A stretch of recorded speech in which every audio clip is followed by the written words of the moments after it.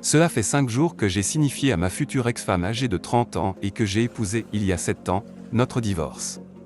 Depuis lors, tout le monde s'acharne sur moi pour que je lui parle.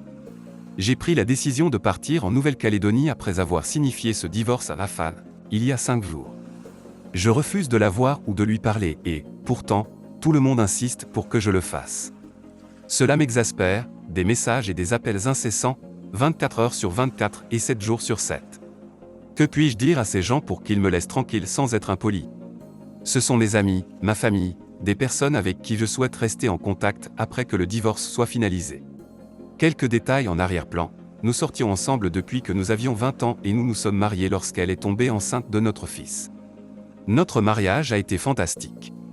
Cela fait 5 jours que j'ai signifié à ma future ex-femme, 2 ans après la naissance de notre fils, nous avons eu un autre enfant, une fille.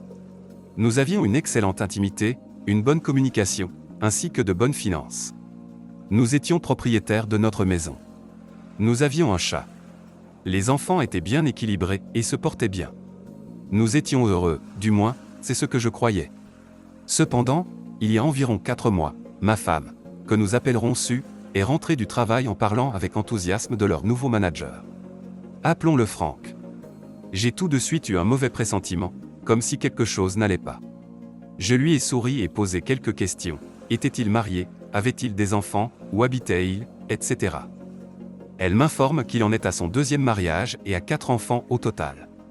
Je pensais qu'il s'agissait probablement d'une attirance passagère, j'en ai déjà éprouvé et elle finit généralement par passer. J'ai donc décidé d'attendre, cela passerait probablement. Au cours de la semaine suivante, cela s'est produit chaque jour et je me suis de plus en plus senti mal à l'aise.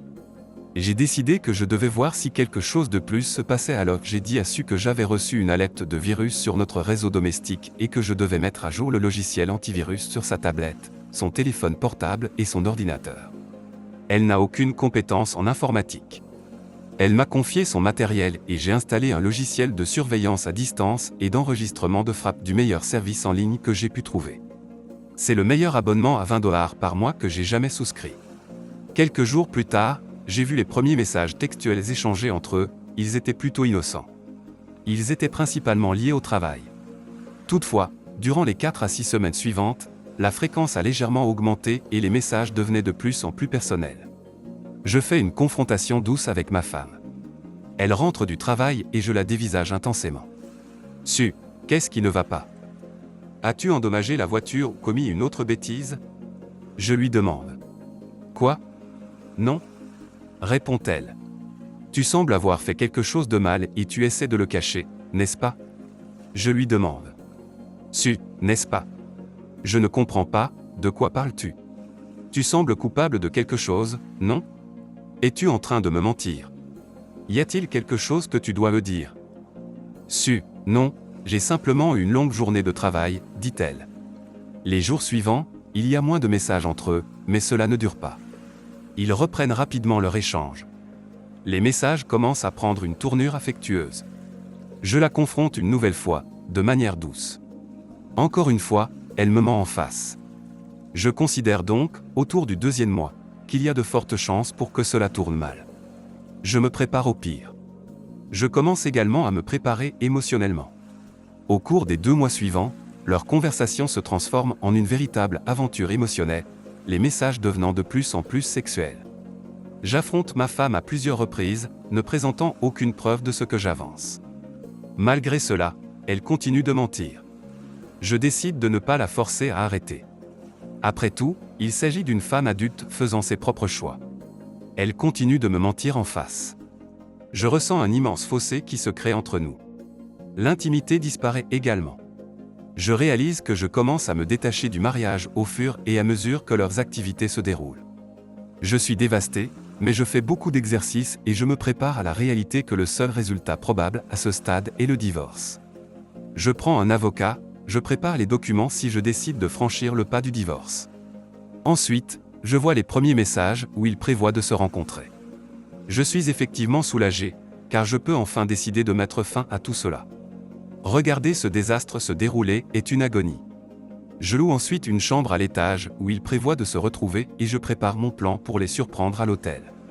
Le jour J arrive. Elle me ment et me dit qu'elle doit faire des heures supplémentaires. Je conduis jusqu'à l'hôtel et attends son arrivée. Moi et l'homme que j'ai engagé pour me servir, nous prenons l'ascenseur environ 10 minutes après qu'elle y soit entrée et nous montons à son étage. L'ascenseur nécessitait une carte magnétique, c'est la seule raison pour laquelle j'ai loué une chambre. Nous nous rendons juste à sa porte et j'entends des gémissements. Ils sont donc déjà en pleine action. Je me cache autour du coin pendant qu'il frappe fort à la porte. Tout se tait. Franck, qu'est-ce que c'est? Serveur, j'ai une livraison urgente pour Su. Su, qu'est-ce que c'est? Je ne sais pas madame, répond le serveur, on m'a seulement dit que c'est urgent. Cela doit être livré à vous tout de suite. Après un peu de va-et-vient, la femme ouvre finalement la porte, vêtue d'un peignoir. Su, c'est votre nom de famille, demande le serveur. Oui, répond la femme. Elle reçoit l'enveloppe et je sors pour signer le formulaire. Ma femme me voit et pâlit simplement. Je signe les documents que je dois signer, puis je vais vers elle. Elle ne bouge pas, je ne comprends pas ce qui lui arrive, elle semble au moins confuse. Comme si ce qu'elle voit n'avait pas de sens. Je m'étais préparé pour ce moment. Je regarde dans la pièce. Je dis, et Franck, montre-toi, je sais que tu es là. Il regarde autour du coin et semble effrayé. Est-ce que tu as pris du plaisir avec ma femme, Franck, ai-je demandé. Ou est-ce que c'est le mensonge à ta propre épouse qui t'excite? Ou alors, est-ce le fait d'avoir plusieurs maîtresses en même temps, Franck? Est-ce que c'est le mensonge et la tromperie envers tout le monde? C'est ça. Franck, silence. Puis, je regarde ma femme.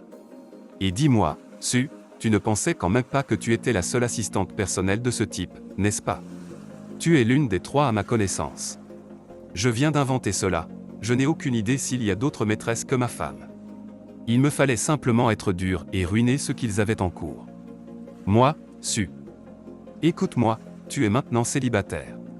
Tu n'as donc plus à me laisser te déranger, tu peux retourner à tes activités. Puis, je suis parti en colère.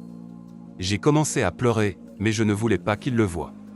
Alors, au lieu d'attendre l'ascenseur, j'ai descendu les escaliers en courant. En chemin, j'ai entendu ce cri primal de ma compagne qui était différent de tout ce que j'avais déjà entendu auparavant. Ces derniers jours, j'ai trouvé beaucoup de réconfort dans ce cri. Je suis monté dans ma voiture et j'ai pleuré à chaudes larmes pendant des heures. Maintenant, j'ai presque surmonté ça, je suis contente que ce soit fini. Je peux passer à autre chose. En fait, je me sens libéré. J'ai dit aux enfants, et pour l'instant ils sont chez mes parents. J'ai même commencé à flirter avec une collègue de travail et je suis allé sur Tinder. Je discute avec quelques femmes et cela donne un grand coup de pouce à mon ego. Je ne cherche rien de physique ni de sérieux. Je ne ferai probablement jamais assez confiance à quelqu'un pour avoir une relation à long terme, de toute façon. Je n'ai pas parlé à ma femme depuis. Elle me bombarde de messages que j'ignore simplement. Tout le monde m'appelle et essaie de me faire sentir coupable pour me pousser à lui parler. J'ai également songé à le dire à la femme de Franck. Si j'étais elle, je voudrais savoir et je ne pense pas que Franck va soudainement assumer. Correction, j'ai pris la décision de tout dire à la femme, je l'ai appelée et je lui ai exposé les faits. Elle ne m'a pas cru tout de suite, alors j'organise une rencontre dans un café dans l'heure qui suit. Par ailleurs, j'ai commencé à demander aux personnes qui m'appellent de questionner mon ex-épouse sur les raisons pour lesquelles je ne lui parle pas. Cela semble freiner le flot incessant de critiques. Mise à jour, voilà maintenant 5 jours que j'ai annoncé à mon ex-femme, avec qui j'ai partagé 30 ans de ma vie, que je suis sur le point de divorcer après 7 ans de relation. Désormais, tout le monde se ligue contre moi pour me pousser à lui parler.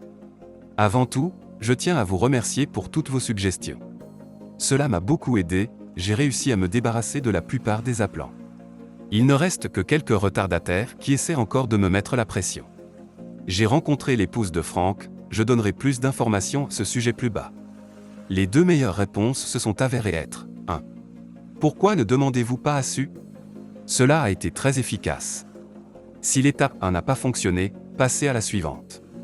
Imaginez le traumatisme que Su m'a infligé pour que je décide de couper tout contact. Vous me mettez sous pression, ce qui augmente grandement mon stress. Allez-vous financer ma psychothérapie si j'ai une dépression complète? Non? D'accord, peut-être que vous devriez alors rester en dehors de cela. Très bien. Clic, en second lieu, je pense que j'ai besoin de faire une petite clarification. Beaucoup semblent penser que j'avais un contrôle total et que j'avais exécuté une manœuvre sans faille. Tout au long de la journée, à l'exception des 10 minutes où je l'ai confronté, j'étais complètement bouleversé. Il m'a fallu 2 mois pour rassembler mes forces afin de pouvoir mener à bien cette confrontation de 10 minutes. J'espérais qu'elle se retournerait à la porte et redescendrait. Elle a eu des dizaines d'occasions de s'arrêter et de tout avouer, mais elle ne l'a pas fait. Je suppose que j'espérais jusqu'à la dernière seconde qu'elle s'était arrêtée. J'aurais été capable de parler de réconciliation jusqu'au moment où ils en sont venus aux mains. Il m'a fallu tout ce que j'avais pour ne pas éclater en sanglots dans l'hôtel. En fait, j'ai commencé à pleurer avant d'atteindre la fin du couloir. Aussi, je n'ai pas fait cela par esprit de vengeance, je l'ai fait pour me libérer et retrouver un peu de ma propre estime. Être trompé était dégradant, humiliant et castrateur. Je ne suis désormais plus que l'ombre de moi-même. Je me rends compte que c'est parce que je l'aimais de tout mon cœur et c'est pour cela que j'ai décidé de couper tout contact. Je ne pense pas être assez fort pour la confronter sans craquer, et je ne montrerai plus jamais aucune faiblesse devant elle ou devant quiconque pourrait lui transmettre cela.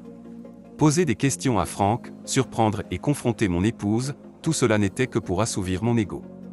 Non, pas eux. J'ai repris le contrôle de ma vie, mais je sais que je suis trop faible pour tenir si je devais la croiser aujourd'hui. Alors, je vais renforcer ma détermination, m'endurcir. Je ne lui montrerai plus jamais aucune gentillesse ou considération. Pour elle, je ne serai rien de plus qu'un ancien époux dur comme la pierre, froid comme la glace, indifférent et sans émotion. Je brûlerai sa vie et celle de Franck une fois le divorce prononcé. D'ici là, je travaillerai à m'améliorer et à reprendre ma vie en main. Qu'ils aillent au diable. Ils peuvent faire ce qu'ils veulent, je ne peux pas contrôler leurs choix, je peux seulement contrôler les miens. Beaucoup ont demandé comment je peux être aussi froid et calculateur. Je pense que quelques-uns m'ont même traité de fou. Je ne vois pas les choses comme ça. Je tiens à être clair, je ne prends aucun plaisir à cela. Je considère ces actions comme absolument nécessaires pour mon propre bien-être et ma santé mentale. La vie est synonyme de changement. Dans ce cas précis, mon mariage s'est gangrené. Je prends donc la décision de le couper avant qu'il n'affecte davantage mon corps et ne cause des dommages irréversibles. J'ai également pris la décision de ne pas flirter ou d'engager quoi que ce soit sur Tinder. C'était certes une belle gratification pour mon ego, mais je suis dans un état de vulnérabilité. Je pourrais causer de la douleur à quelqu'un d'autre car je ne contrôle pas vraiment mes émotions actuellement. Il serait égoïste de ma part de faire courir à quelqu'un d'autre le risque d'une douleur potentiellement juste pour flatter mon propre ego. J'ai rencontré la femme de Franck hier. Nous avons parlé pendant des heures dans le café où nous nous sommes croisés. Elle était dévastée.